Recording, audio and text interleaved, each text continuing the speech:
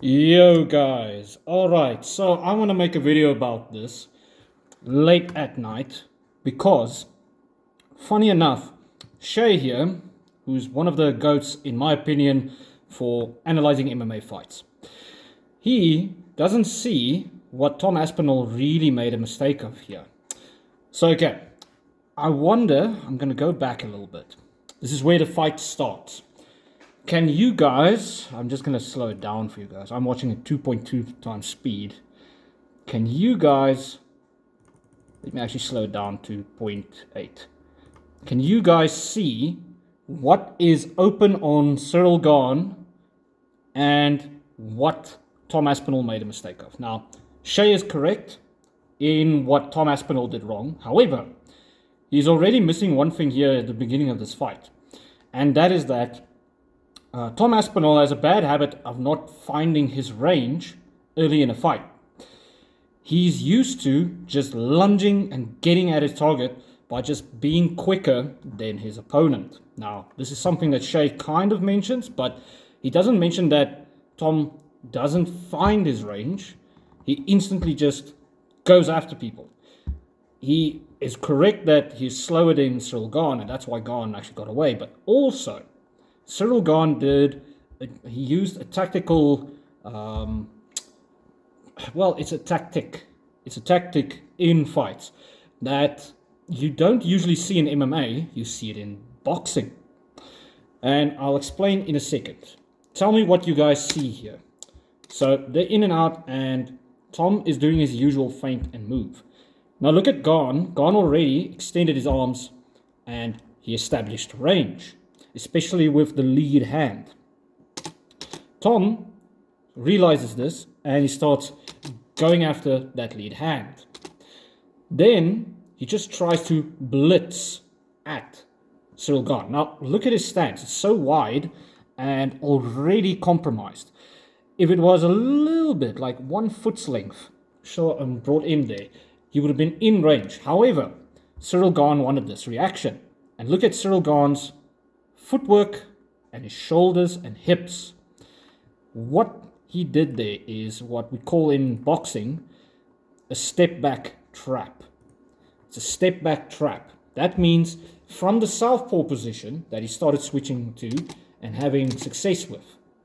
Cyril Gane, this entire fight, was setting up Tom Aspinall. So, one, he established range really early in the fight, meaning he controls who initiates the exchanges. 2, he was baiting Tom Aspinall to lunge at him or just try to attack, and then in the midst of this, he was setting him up with a step back trap. Look at Gane's hips and shoulders now. He turns towards Tom Aspinall, and look how open Tom Aspinall is here. And then he just fires the shots through whenever he needed, or just got away from Aspinall's attacks, because Aspinall didn't really realize that he shouldn't be just jumping and continuously attacking Cyril Gane. However, also, he knew, Cyril Gane he figured the range out. Tom hasn't figured the range, and he's going to miss. He's going to constantly miss, and that's why the jab started landing so badly and bloodying up Tom Aspinall, actually. Add on top the step-back traps, and this is before Cyril Gane, was going to use the step-back traps properly. Like here, he doesn't really throw because Aspinall's punch came through first. So Aspinall's hand speed is very fast, but he's not in range fully. Like, look how out of balance he's going to be after this when Cyril slides out of the way. And look how open he is right now. Shay mentions this here. You see the right hook, left hand, knee to the body, or leg kick to the body while Cyril angles off that way is also open. Or a takedown. But in this exchange, I don't remember what he did here. This fight, I just watched it that time just for interest. He tried to land the hook. Well, actually more the jab, but he just missed there. He should have thrown a hook. Or, like I said, body kick, move out. Instead, he frames and he moves to a different direction. Bam, obviously, the free leg kick, the free body kick, sorry, is there because of the opposite stances. Shay is in front of us. And yeah, from here, he's just going to talk about everything else that I just mentioned, I think, or other aspects that he didn't mention there. But regardless, this Tom Aspinall squaring up because he didn't figure out the distance in time.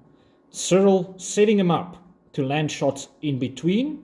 Well, yeah, second and third. Because in boxing, we know that exchanges have a start, a middle, and an ending. It's not really just chaos. It's controlled chaos, and the best of the best can set people up. Cyril Gane was doing that perfectly in this fight. He was baiting Tom Aspinall out. Then, in the middle of the exchange, he was repositioning and landing a shot in between, or the jab, and then he's ending the exchanges like he did here by angling off or landing a strike. That means 2 out of 3 parts of the exchanges he was winning. And that is something that I'm actually shocked that Shay didn't really notice this instantly here. Other points that he brought up now is stuff that I didn't see instantly though. So you see, together we work well because everybody's different. We all will see different things and we will focus on different aspects of the game. The only thing is, if we can spot these things, so can the trainers of these fighters. Tom Aspinall and his crew needs to work at cutting off the cage, and with Cyril Gane, hold on, I'll show you guys. There. The one thing that is open for Cyril Gane here is 1, inner leg kicks. If Tom Aspinall faked the jab and then kicked instead, he would still land that leg kick because Cyril is not getting away in time here. Secondly, the right hand to the body. Go for the body, set up the overhand later on. If he did this, slowed Cyril down a little bit by chopping the legs, chopping at the body, and then using this to figure out his range, win the lead hand battle because his hand is on top. That means he's busy working on it. And then after this, he can start angling. You see, there's a perfect V where you can start angling and attacking around Cyril's guard here. A good example of this again, where it happened in boxing is, I think it was Dubois versus Usyk 2, where Usyk dipped down the head, cut the angle here, and he landed the overhand right as Dubois was readjusting his position. This is what Tom Aspinall can do, especially with how he was crashing in here. If he figured his range out, or just established a better range for him, landed the leg kicks, the free body kick that he did do, and then also the lead hand joust, as well as cutting off the cage, Tom Aspinall can win then. Because he has, in my opinion, a little bit more weapons than Cyril, just controlling the lead hand and putting up step back traps. Because when he's stepping back here, he's open. Look how open he is for a left hook, body shot, leg kick, etc. Especially while he was sliding out. Now the only thing is, Tom Aspinall needed to find his range before he did this. He needed to break down the lead hand. He needed to step deeper and be closer before initiating these crazy strikes. Because here you can see, Cyril wanted to retaliate and throw a shot back. However, the speed of this rear hand is why he rather parried and then slid out and instead of attacking. Same thing throughout the rest of the fight. Let's see from different exchange. Also, this is why, there near the cage, Cyril sees he wanted this to happen. He wanted Tom to attack. So, Tom starts doing this spin, but Tom realized that he might not be in range because he hasn't figured out his range. Cyril slips and throws because he wanted to be safe. He moves again, And see, now he gets back into range because he knows his lead hand is bothering. Bam! You see, his lead hand was bothering Tom Aspinall. Here he moves away. This is not one of the times where he wanted to do the step back traps. Or maybe he even abandoned it at one point. That is actually not a smart idea. See, he was a little bit more aggressive at this point because he already knows he's in range and out of range when Tom isn't in range or out of it. Bam! You see? Catches him off guard every time because he had the range down. Hold on. You see, this is already striking range. And because Tom is too focused on just possibly getting the angle, he walks right in to this jab. And the other reason why this happens is because he's not moving his head. Look, literally not moving his head. Bop. And that's why he got caught continuously by the jab. There's more to say about this. Now see, this was an adjustment. He wanted to eat the jab and then throw a shot.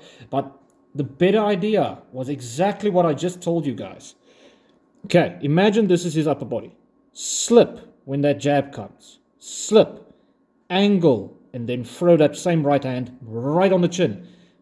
The same exchange happened in Daniel Dubois versus Usyk too. That's how the fight ended, literally. Just obviously southpaw versus orthodox. That's the only difference there.